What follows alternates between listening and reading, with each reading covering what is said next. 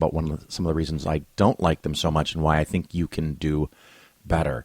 And that might be on your own, or of course that might be talking to me, and you can email me, phil@polarisfinancialplanning.com. And just as a reminder, it still happens. It's gotten less. Thank you for listening. When you send me an email, please include your phone number so I can call you. And please do not include your statements and other confidential information. I am truly and deeply honored and humbled that people listen to a few of my shows and think they can trust me and send me information. Please don't do that. I mean, not at first. I mean, not before we even talk, and not before you've double, triple checked and made sure that we've had email correspondence and you know you typed it in correctly. I do not want you to randomly send your stuff somewhere else if you type in the email incorrectly and have someone get your information. So keep that in mind. So what I've pulled up here on my screen is the Target Retirement Fund 2030. And so that is assuming that you are someone who's going to retire in about 14 years. Now, I picked this one on purpose because for me, someone who's going to retire in 14 years should have very, very little in bonds.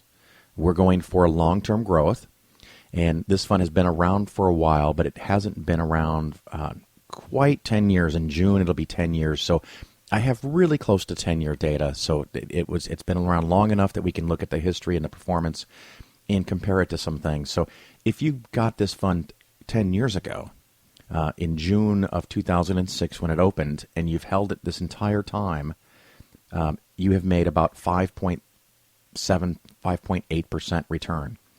If you were in the stock market, you would have made 7%, or 7.1 in the total stock market. So the nice thing about this is it is less volatile, but in the end, for me, it's making more money. That's the goal. So even including the terrible year of 2008, this fund underperformed being in the stock market. And the stock market historically returns 10% per year. But over the last 10 years, according to the Vanguard Total Stock Market Index, which you can go Google yourself, the symbol for that is VTSAX, VTSAX. It's returned 7.04%. So even when the market is not doing as well as it does historically over the last 10 years, this target date fund has underperformed it, which, you know, you kind of expect because it's a little bit of a balanced fund. When you look at shorter time frames, 5 years, the total stock market has done even better. It has returned 11%, and this fund is at 7%, and 11% over 3 years, and this fund is, again, under 7%. So for the last 5 years, you've been underperforming what you could have made about 4% a year. And the amazing thing is, even this year, and this is as data ending March 31st of 16, another important thing to note whenever you compare performance over time, you must make sure you understand the time frame that you're looking at. It can dramatically vary the results, just even shifting sometimes days and weeks. For the last 12 months ending March 31st, the total stock market is down 0.45%, but the target date retirement, which is supposed to be more conservative and less volatile, is down 2%. So that's, you know, one of the goals it's supposed to be achieving. It hasn't been, and that can happen from time to time, and that's not necessarily a huge mark, but these are all things that kind of stack against it.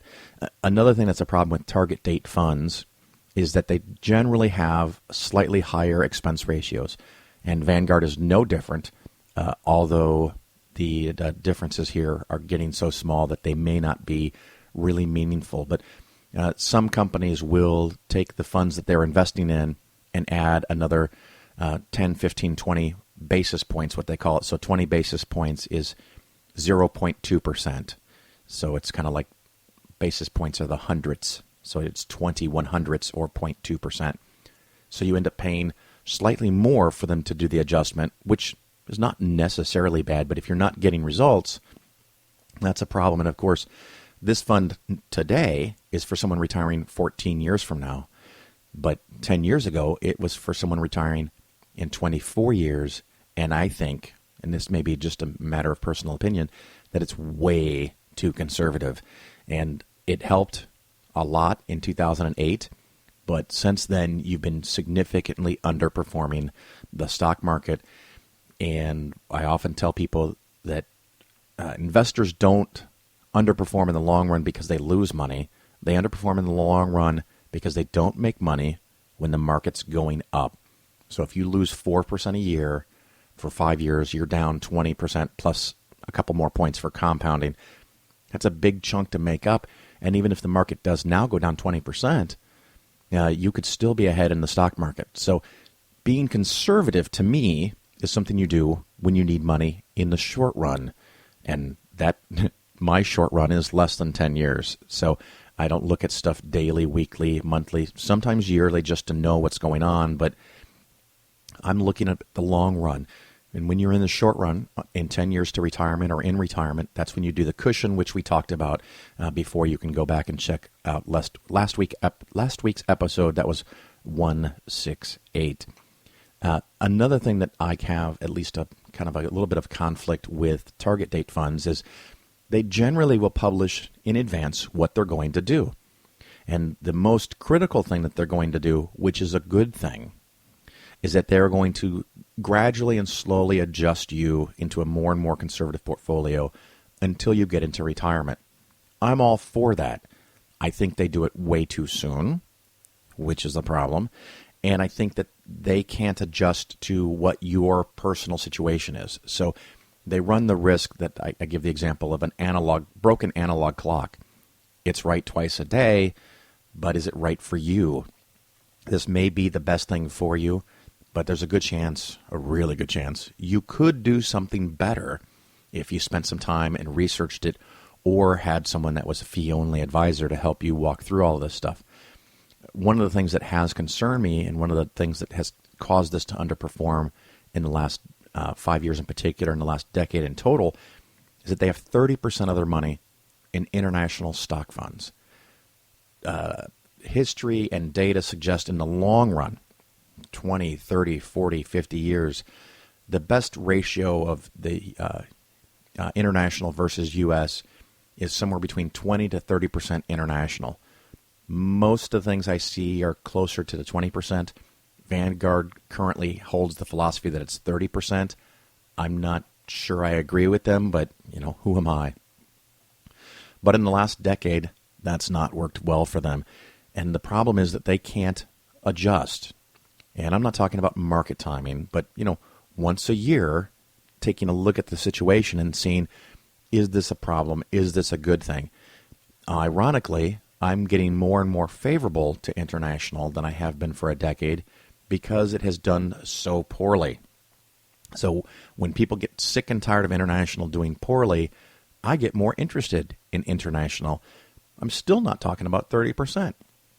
I've gone from 5 and 10% to 10 and 15%, and I'm slowly shifting. And if international keeps underperforming, I'll probably go closer to 20%, maybe over it. There have been times when it's been higher for me, like back when the euro first came out. I was very optimistic that the European markets would do better and the companies in those countries would do better because they had a unified currency. Now, luckily, we started to get out of that after it did well, and once it became clear that a unified currency does not mean a unified fiscal policy.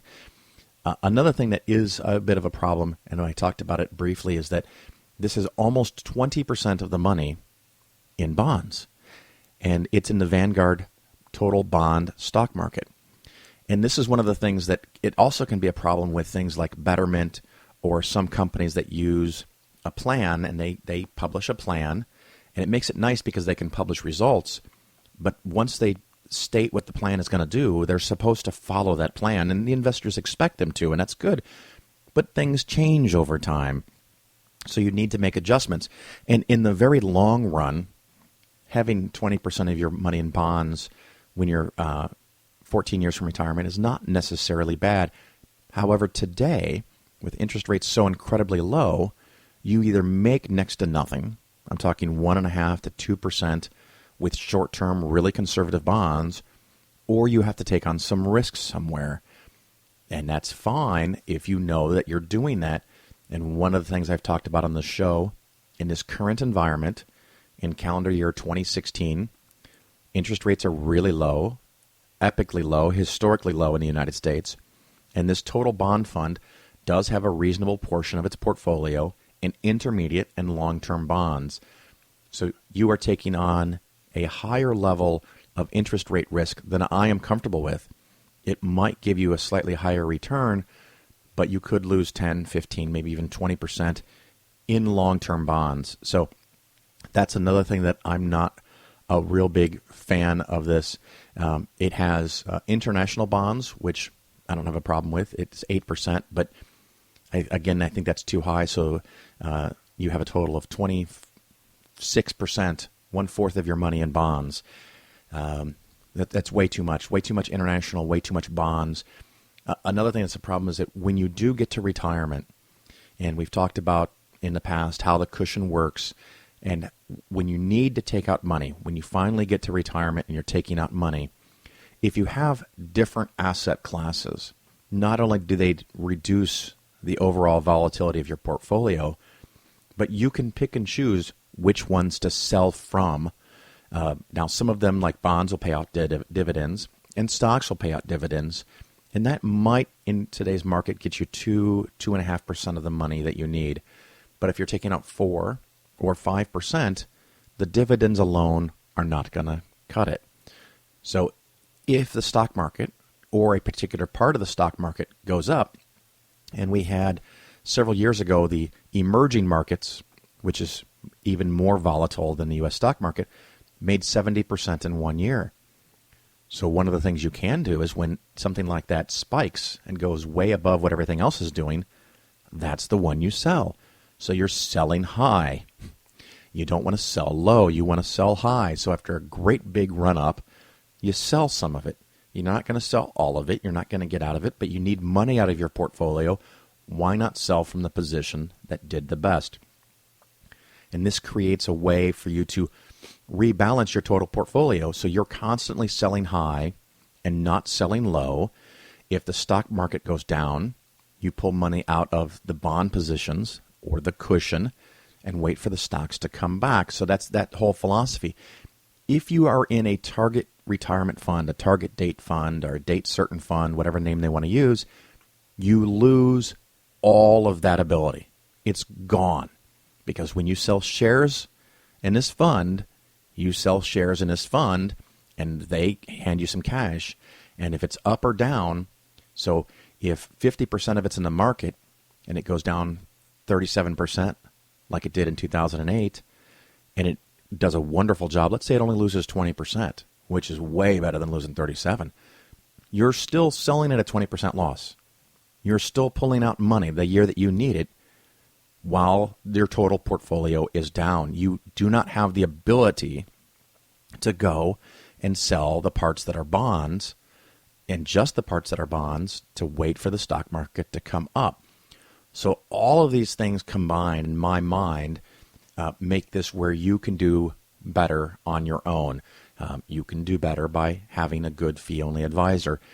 Maybe it's just a difference of opinion, but since so many people have asked, I wanted to give you some thoughts on that. So you have limited control in where your investments go. I think they have too much in international. I think they go to bonds too early, and you lose the ability to pick and choose where you're selling from when you're in retirement and taking money out of the portfolio. So all of these things to me say target date funds are not a really good way to go. Now, if you're listening and you've only got $5 or $10 or $20,000 and you're 30 years old and your company doesn't have any good funds except for a Vanguard target date fund, well, hell yeah, put the money in the Vanguard target date fund.